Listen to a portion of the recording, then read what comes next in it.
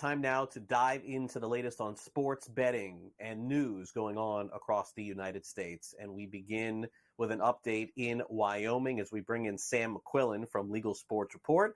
Hey, Sam, a state that we don't talk about all that much, I guess, because sports betting in that state is not going to bring in the most revenue in the country. But needless to say, Fanatics now in Wyoming. And tell us more about the new deal.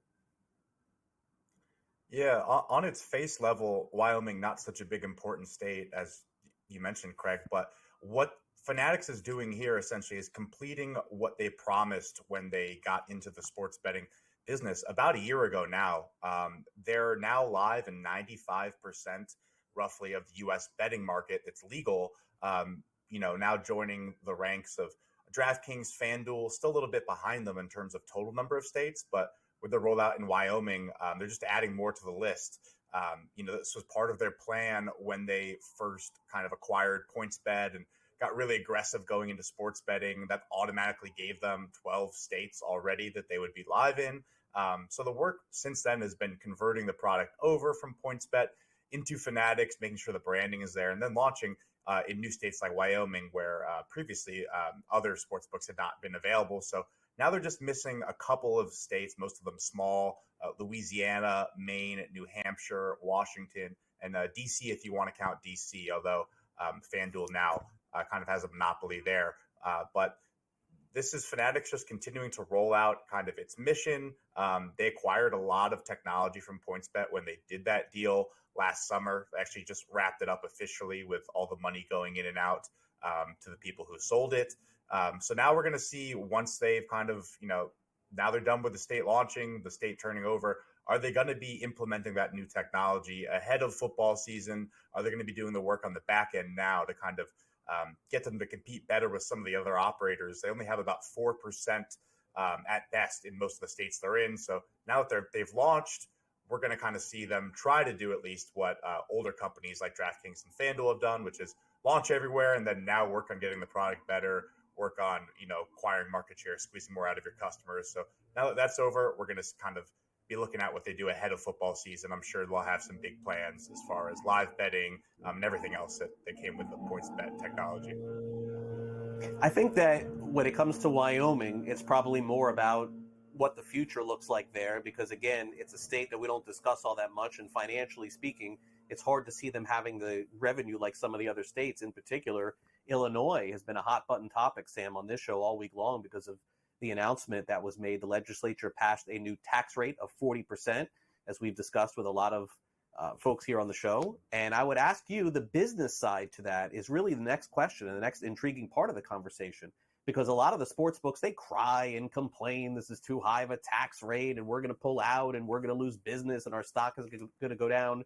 But inevitably, Sam, they're still going to make so much money. So I don't get what that's all about. Well, I think anytime you have a tax raised on you, you're going to be upset about it. I don't think anyone, if I can remember, has ever been in favor of raising taxes on themselves. Certainly not these big public companies like Flutter, which owns FanDuel and DraftKings. And to your point about stock being impacted, the stock market definitely reacted yesterday. You saw both of those companies dropping, which is kind of abnormal considering they were doing pretty well so far this year. But some estimates have come out that said this tax hike, which is effectively 140% hike. You're going from about a 15% rate to 36, 37, 40 in some cases based off the new system. Some people are estimating it's going to cost companies roughly $94 million a year. Now that would be as if they were doing business as normal. They're certainly not going to lose that much money from this. What you should see is them trying to shift the costs around.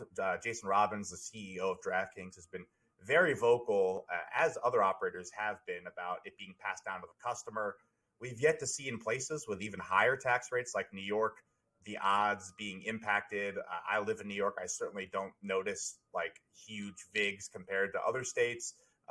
Sports books have kind of talked about that in the past. What you'll probably see is less promotional spend in Illinois. And the other takeaway here that's really big is this is supposed to be good for the smaller operators, places like Rush Street, which operates Bet Rivers, Penn, which used to operate Barstool, obviously now does ESPN Bet.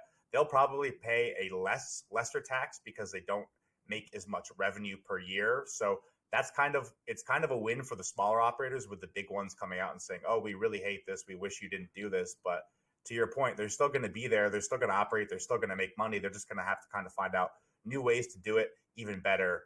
And because Illinois is such a big state, yeah, it could get away with this versus a state like Wyoming, which probably won't be hiking taxes anytime soon. But will be interesting to see how they react. Will be interesting to see if the smaller operators all of a sudden get a boost in market share, or kind of what I think is going to happen. The story is just going to play out as it usually does, and you have the same two giant sports books on top. They'll just figure out a different way to do it.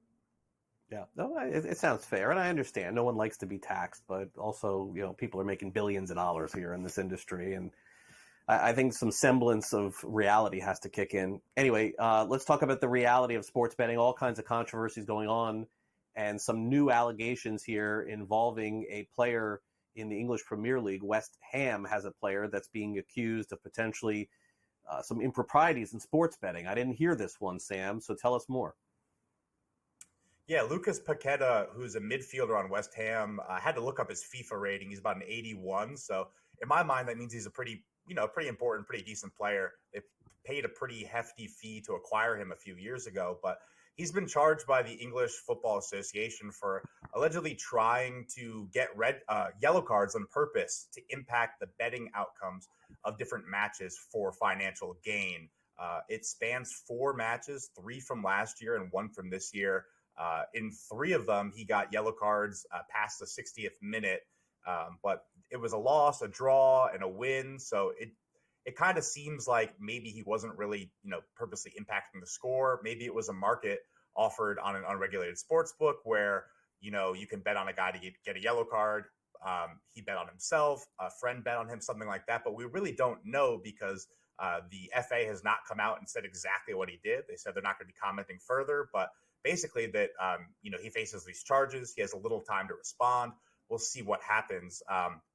And then most notably, the match from this year was the one where he got one in extra time. So that was probably the biggest kind of red flag, so to speak, or yellow card here, is, getting kicked out of the game as it's over, which was also a draw. So you can't bet on yellow cards in the U.S. as far as I know. So likely it was happening on an offshore sports book, or maybe in another country in Europe where that's possible. But he's come out and kind of denied all charges, saying, "I can't believe this has happened. I'm going to fight with every breath to clear my name. I cooperated fully." So we'll see what happens from here. This is kind of the third betting-related scandal in the past year that the Premier League has faced. In the past, players have been suspended as long as 8 months for having almost 230 different violations. So I don't know if they'll come down with a hammer and give them the life ban, which they could under the rules. But it seems like maybe he'd be suspended for a few months, depending on what happened. But considering it's just 4 matches, you never know. But I thought it was funny here, too. The sponsor of West Ham on the front of their jerseys or kits is Betway, which is a betting company, obviously. So not a great look there. There's a ban going in place to prevent that in the future, but it doesn't take effect for a few more years. So another kind of development in the English Premier League with betting and scandals, and I'm sure they don't like this keep happening. Maybe they'll make an example out of them. Yeah, no, they don't, but they've been around a long time with sports betting, so they should have a better grip on things maybe than we do here on the States, you would think. All right, Sam, well, great to catch up with you once again. Have a great rest of your week. Thanks for coming on Newswire. Yep, thanks, Craig.